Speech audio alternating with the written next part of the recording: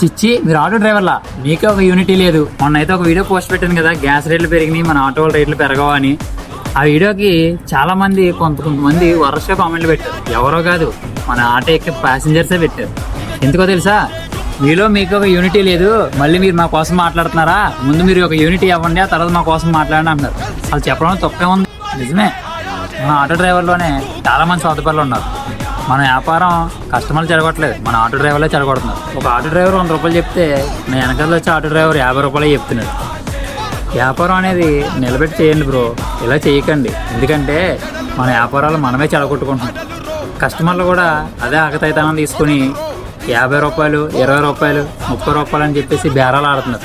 దయచేసి ఇలా చెయ్యొద్దు, ఎందుకంటే మన వ్యాపారాలు మనమే చెడగొట్టుకుంటున్నాం.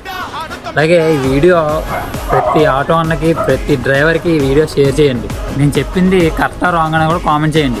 ఈ వీడియో నాకు 10 మందికి షేర్ చేయండి.